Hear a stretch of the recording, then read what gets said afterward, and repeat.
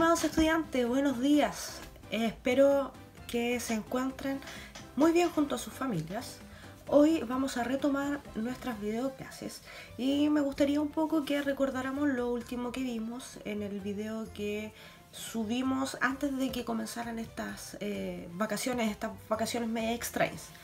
En ese video hablamos sobre la argumentación, sobre este tipo de textos y discursos, ¿cierto?, que utiliza el elemento lógico racional o retórico afectivo para mover al receptor a que realice una acción o cambie su forma de pensar a través del convencer o el persuadir. En relación a eso, son varios los conceptos que vimos y que ustedes tienen que mantener en su vocabulario, como la estructura interna de la argumentación, tesis, base, garantía, respaldo, la distinción entre convencer y persuadir, el componente lógico racional y retórico afectivo. Hoy trabajaremos con el siguiente objetivo. Y para ello necesitaremos, antes de comenzar nuestra lectura, recordar algunas ideas que ustedes evidentemente vieron en los años anteriores y que necesitamos manejar en profundidad para poder comprender a cabalidad los textos a los cuales nos vamos a enfrentar. Así que atentos, atención, ánimo.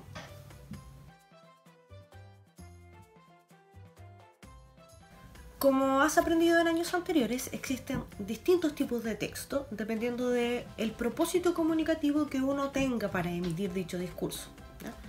Es decir, si mi propósito es informar al receptor, yo voy a utilizar una secuencia, un tipo de texto informativo. Si mi intención es relatar una secuencia de acciones, entonces yo voy a utilizar un texto narrativo. Como has aprendido en años anteriores, existen diferentes tipos de texto, dependiendo del propósito comunicativo que tenga el emisor. Es decir, por ejemplo, si yo tengo la intención de informar a mis oyentes, informar a los receptores, yo podría utilizar un artículo informativo, ¿ya?, con una estructura informativa. Si yo, por el contrario, por ejemplo, tengo la intención de relatar una secuencia de hechos, entonces voy a utilizar el texto narrativo. Sin embargo, en situaciones comunicativas reales, de pronto se vuelve un poco confuso identificar el tipo de texto específico. Y esto es porque se entrecruzan distintas secuencias textuales para así poder cumplir a cabalidad el propósito comunicativo que tiene el emisor. De todas formas, poder identificar la secuencia textual que está presente en un texto es muy importante porque nos permite a nosotros como lectores poder fijarnos en los propósitos que tiene el emisor y así poder tener una comprensión del texto más cabal, más profunda. Jean-Michel Adam llegó a la conclusión de que los textos son un conjunto de secuencias textuales donde hay una secuencia predominante dentro del texto y las demás están dentro de el cuerpo de este texto. A la secuencia textual predominante se le llama secuencia envolvente, ¿ya? Y a las secuencias que están dentro de esta secuencia textual mayor se le llama secuencias textuales incrustadas. De esta forma tenemos entonces, por ejemplo, que en un texto argumentativo tenemos una secuencia envolvente, la predominante, que sería la secuencia argumentativa. Pero además este texto tiene secuencias textuales incrustadas, que vendrían a ser diferentes tipos de microtextos, microformas discursivas, como por ejemplo, no sé, una secuencia expositiva puede que esté en la introducción. Bien, aquí tenemos un ejemplo, no me quedó muy bonito, pero es útil. Generalmente lo que carece de belleza retoma todos sus puntos en la utilidad que puede otorgar. Bien, aquí simulamos un texto con 3 párrafos, introducción, desarrollo y conclusión. Y este texto tiene una secuencia envolvente de carácter argumentativo. Esta es la secuencia predominante, por lo tanto es envolvente. Envuelve a las otras secuencias que pueden estar dentro de este texto, secuencias incrustadas. Así, por ejemplo, en el párrafo introductorio de este supertexto nos vamos a encontrar con una secuencia incrustada explicativa. expositiva, porque probablemente en la introducción se aborde la temática inicial, se explique el tema.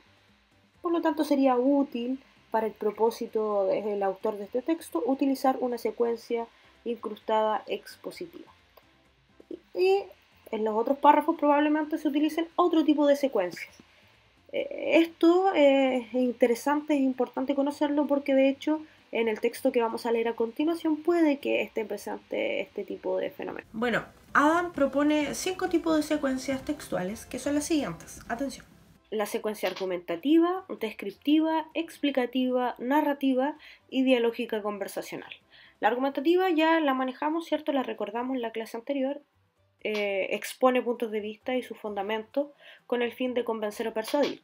La descriptiva permite representar con palabras el mundo real, dando características del objeto.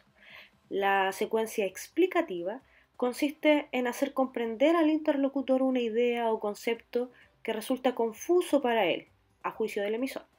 La narrativa, por otro lado, cuenta cómo se van desencadenando los hechos en una historia.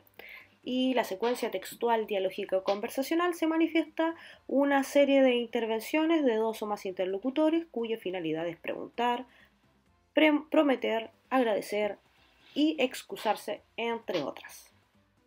A continuación vamos a leer La dialéctica de la soledad, escrito por Octavio Paz, un poeta, escritor y ensayista mexicano que ganó el Premio Nobel de Literatura en 1990.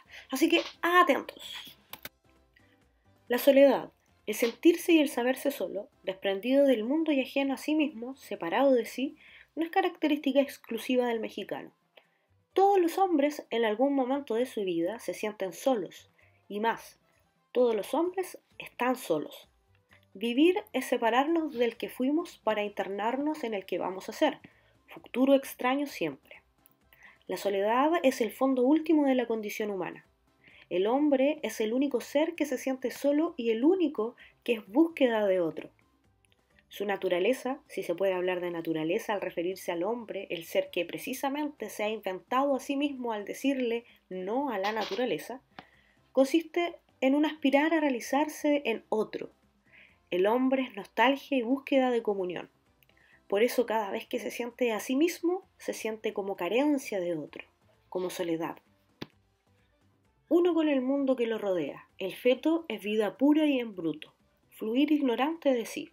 Al nacer rompemos los lazos que nos unen a la vida ciega que vivimos en el vientre materno, en donde no hay pausa entre deseo y satisfacción. Nuestra sensación de vivir se expresa como separación y ruptura, desamparo, caída en un ámbito hostil o extraño.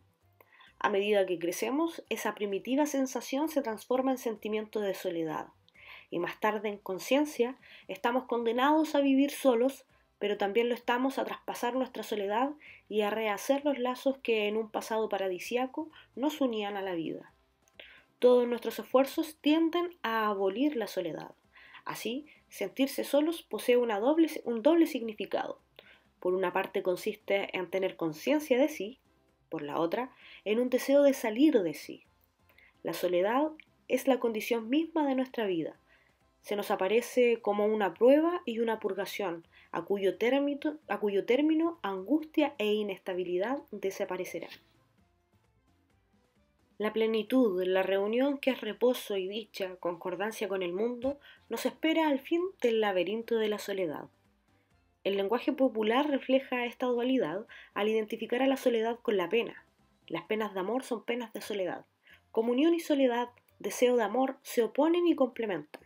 Y el poder redentor de la soledad transparenta una oscura pero viva noción de culpa. El hombre solo está dejado de la mano de Dios. La soledad es una pena, esto es, una condena y una expiación. Es un castigo pero también una promesa del fin de nuestro exilio. Toda vida está habitada por esta dialéctica. Nacer y morir son experiencias de soledad. Nacemos solos y morimos solos. Nada tan grave como esa primera inmersión en la soledad que es el nacer, sino es esa otra caída en lo desconocido que es el morir. La vivencia de la muerte se transforma pronto en conciencia del morir. Los niños y los hombres primitivos no creen en la muerte, mejor dicho, no saben que la muerte existe, aunque ella trabaje secretamente en su interior. Su descubrimiento nunca es tardío para el hombre civilizado, pues todo nos avisa y previene que hemos de morir. Nuestras vidas son un diario aprendizaje de la muerte. Más que a vivir, se nos enseña a morir. Y se nos enseña mal. La madurez no es etapa de soledad. El hombre, en lucha con los hombres o con las cosas, se olvida de sí en el trabajo, en la creación o en la construcción de objetos, ideas e instituciones. Su conciencia personal se une a otras. El tiempo adquiere sentido y fin. Es historia, relación viviente y significativa con un pasado y un futuro. En verdad, nuestra singularidad, que brota de nuestra temporalidad, de nuestra fatal inserción en un mundo que es nosotros mismos y que al alimentarnos nos devora, no queda abolida, pero sí atenuada y en cierto modo redimida. Nuestra existencia particular se inserta en la historia y ésta se convierte, para emplear la expresión de Eliot, en una seguidilla de momentos eternos. Así, el hombre maduro atacado del mal de soledad constituye en épocas fecundas una anomalía. La frecuencia con que ahora se encuentra a esta clase de solitarios indica la gravedad de nuestros males. En la época del trabajo en común, de los encantos, de los cantos en común, de los placeres en común, el hombre está más solo que nunca. El hombre moderno no se entrega a nada de lo que hace. Siempre una parte de sí, la más profunda, permanece intacta y alerta. En el siglo de la acción, el hombre se espía. El trabajo, único Dios moderno, ha cesado de ser creador. El trabajo sin fin, infinito, corresponde a la vida sin finalidad de la sociedad moderna. Y la soledad que engendra, soledad promiscua de los hoteles, de las oficinas, de los talleres y de los cines, no es una prueba que afine el alma, un necesario purgatorio. Es una condenación total, espejo de un mundo sin salida. Bien, muchachos, les invito a que desarrollen la actividad relacionada con esta lectura que se encuentra en la página 45 de su libro de lenguaje y comunicación. Háganla, desarrollen esta actividad de manera ordenada, completa, en su cuaderno de lenguaje. Recuerden que cuando volvamos a las clases presenciales vamos a utilizar todas estas tareas, vamos a ir revisándolas y retroalimentándolas para así ir verificando su aprendizaje. Si tienen alguna duda, consulta, comentario, pueden enviar su tarea al correo que aparece aquí y que va a quedar en la descripción de este video. Eso es todo, muchachos, que estén muy bien, cuídense, cuiden a sus familias, nos vemos pronto, adiósito.